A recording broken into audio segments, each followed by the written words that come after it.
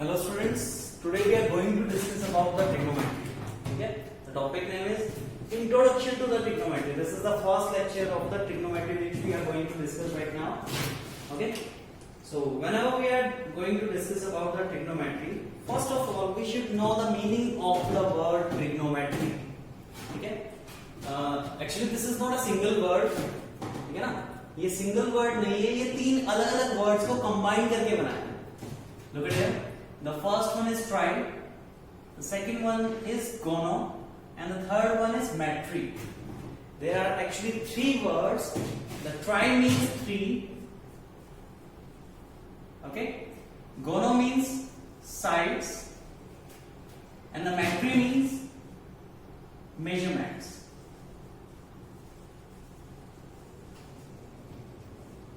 We are going to discuss about the three sides measurements. तो जब भी हम ट्रिग्नोमेट्री की बात करते हैं, तो ट्रिग्नोमेट्री की बात जब भी करेंगे तो there will be a right angle triangle. हम हमेशा क्या लेके चलेंगे? राइट एंगल ट्रायंगल लेके चलेंगे.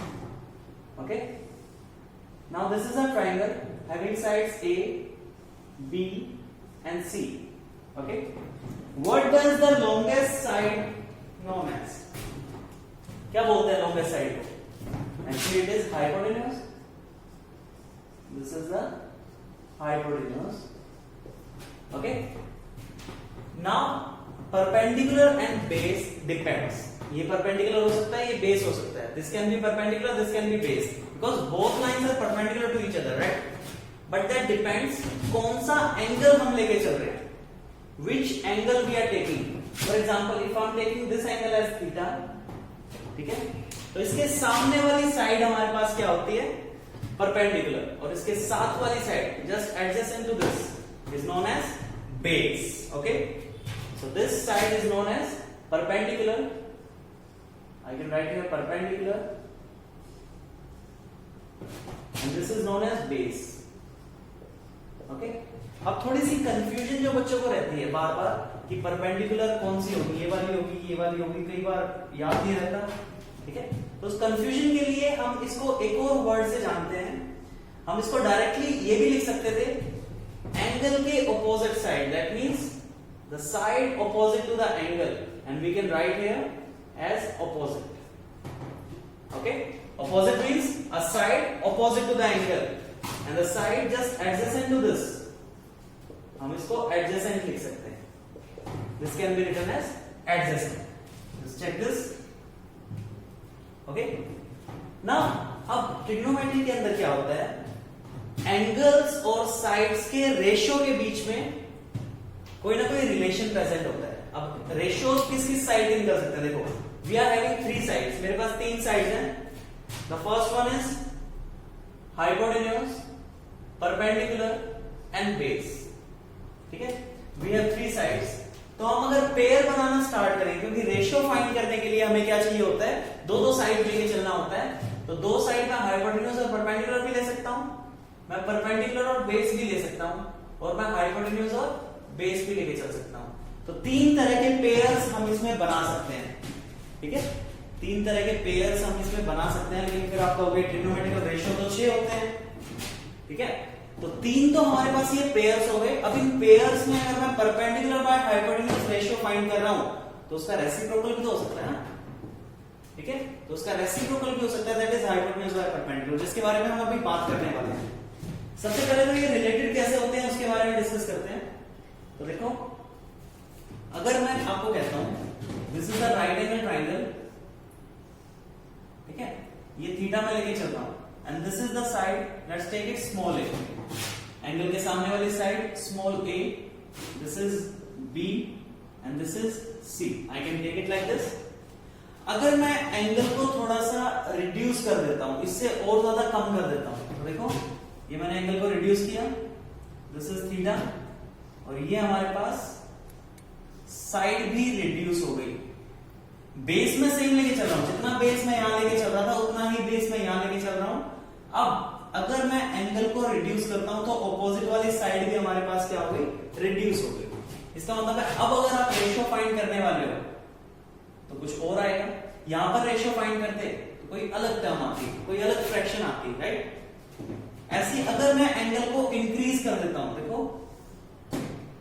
मैं बेस को सेम लेके चल रहा हूं और यहां पे मैंने एंगल को और ज्यादा इंक्रीज कर दिया। अब ऑपोजिट साइड देखो, ऑपोजिट साइड क्या हो गई, इंक्रीज हो गई। चेक दिस, यहां पर ऑपोजिट साइड आपके पास इंक्रीज हो गई। ओके, तो there is some relation actually. अब हम कह सकते हैं कि एंगल और साइड्स के बीच में कोई ना कोई रिलेशन तो है कि जैसे जैसे एंगल इंक्रीज हो रहा है, ठीक है, वैसे वैसे साइड भी, ऑपोजिट साइड भी इंक्रीज होती जा रही है। ठीक है, सिमिलरली अगर मैं इस वाले एंगल की बात करता, ठीक है ना, उसके अकॉर्डिंग ये वाली साइड इंक्रीज या डिक्रीज होती, ठीक है, और उसके अकॉर्डिंग हाइपोटेन्यूज भी इंक्रीज और डिक्रीज होगा। क्यों होगा, क्योंकि a square plus b square is actually equal to c square. What is the meaning of this? इसका मतलब क्या है? इसका मतलब है perpendicular square plus base square is actually equal to hypotenuse square. देखो आई एम यूजिंग एबीसी, मैं इनको एबीसी लिख रहा हूं ना, तो यहां पे आप ये भी लिख सकते हो perpendicular square plus base square is equal to hypotenuse square. तो मैं सिर्फ इतना कह रहा हूं, अगर आपके पास परपेंडिकुलर और बेस में कोई चेंज आ रहा है तो आपके पास हाइपोटेन्यूज में भी तो चेंज आएगा। ओके,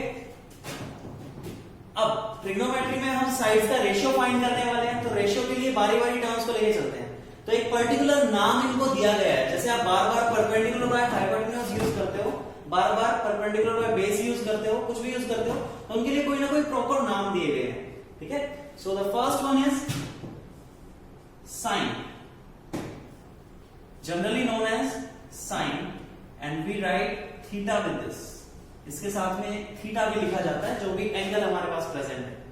ठीक है, साइन का मतलब अगर पूछना है तो साइन एक्चुअली एक अलग वर्ड है और इसका मतलब हमारे पास होता है curve. It is meaning of the sine word is curve, इसका मतलब होता है curve. Okay, and it is actually the ratio of, it is actually the ratio of opposite side divided by hypotenuse. It is actually the ratio of opposite divided by the hypotenuse. ठीक है, अगर हम बात करें second one की, जिसका नाम होता है cosine, it is generally known as cos and the angle with this, और इसके साथ इसका एंगल भी लिखा जाता है, दैट इज थीटा। अभी हम क्या लेके चल रहे हैं, थीटा लेके चल रहे हैं। ठीक है, इसको मैं यहां लिख देता हूं, दिस इज थीटा। ठीक है, कई बार हम अल्फा एंगल भी यूज कर देते हैं, it is known as alpha.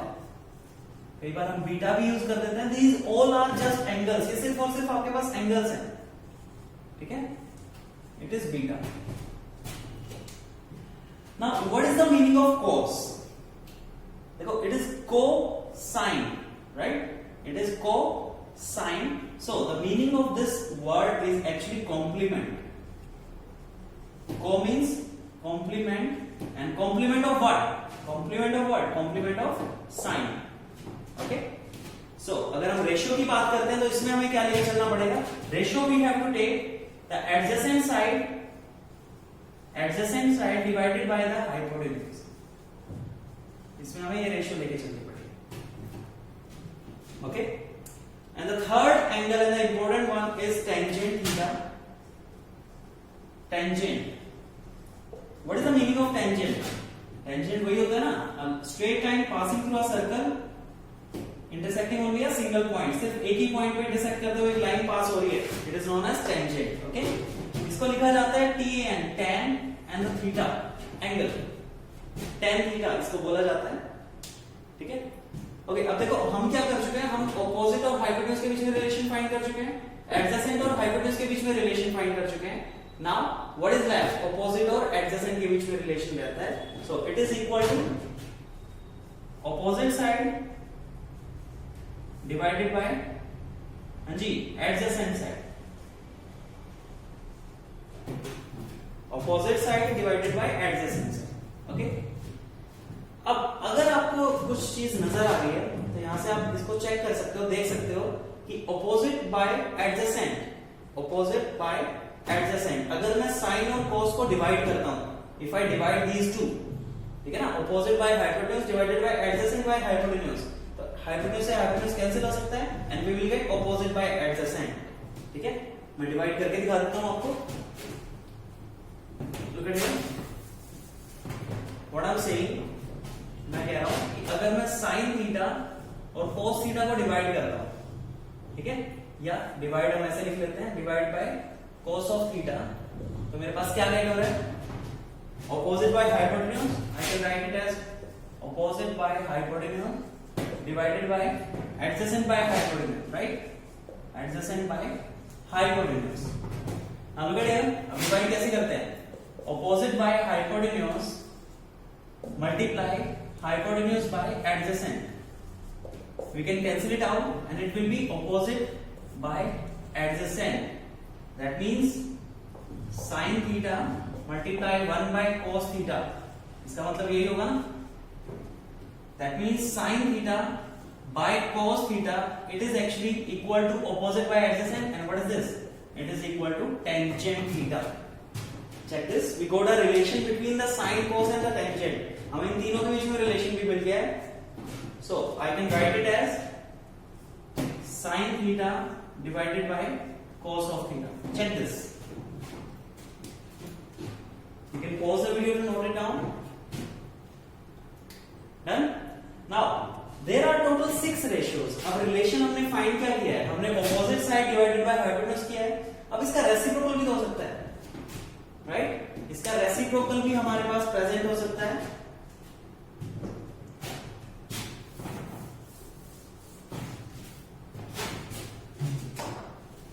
So 1 by sin theta, it is actually known as cosecant theta. It is actually known as cosecant theta, and it will be reciprocal of this one. So what will be the reciprocal of this? That will be equal to hypotenuse divided by the opposite side. Okay. Next one is 1 by cos theta. 1 by cos theta it is actually equal to secant of theta, and it will be the reciprocal of the cos theta. 1 by cos theta means reciprocal of this, and that will be equal to hypotenuse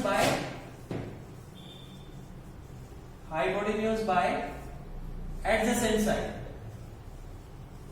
Okay, and the reciprocal of the tangent, it is actually 1 by tangent theta is known as cotangent. That means cotangent is known as cot of theta, and it is actually equal to reciprocal of the tangent, which means adjacent divided by opposite. अब देखो perpendicular base और hypotenuse को तो हम use करते हैं, काफी use करते हैं, ठीक है, लेकिन यहाँ पे थोड़ी सी कंफ्यूजन रहती है कि जब भी हम एंगल लेके चलेंगे तो परपेंडिकुलर किसको ले, there is a little bit confusion.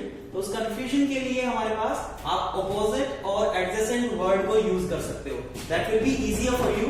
Now look at here, there is a relation, मैं रिलेशन आपको बता देता हूं।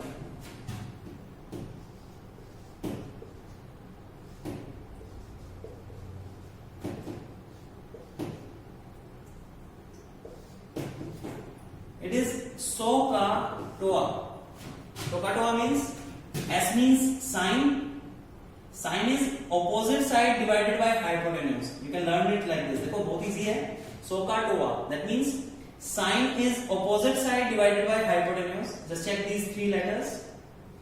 These 3 letters means cos is adjacent side divided by hypotenuse, and T means tangent is equal to opposite side divided by adjacent side. You can learn these formulas like this. ठीक है, आप इन सबसे याद कर सकते हो. You can note it down. Done? Okay. अब बात आती है कि ऑपोजिट को कैसे लर्न किया जाए. ऑपोजिट को कैसे लर्न किया जाए कि कोसिकेंट किसका ऑपोजिट है. स्टार्टिंग में प्रॉब्लम आती है. अब इस फॉर्मूला से हम ये सारी चीजें, ये 3 चीजें तो लर्न कर सकते हैं, लेकिन कई बार हमें कंफ्यूजन क्या होती है कि कोसिकेंट किसका रेसिप्रोकल है, सीकेंट किसका रेसिप्रोकल है, कोटेंजेंट या कोट किसका रेसिप्रोकल है. तो always pick the third letter. The third letter is S. S means it is reciprocal of sine. The third letter is C. C means it is reciprocal of cos, and cot is T, and the third letter is T, tangent का reciprocal. Check this. This will be easier. इस तरह से learn करना आपके लिए और ज्यादा easy हो जाएगा। You can note it down.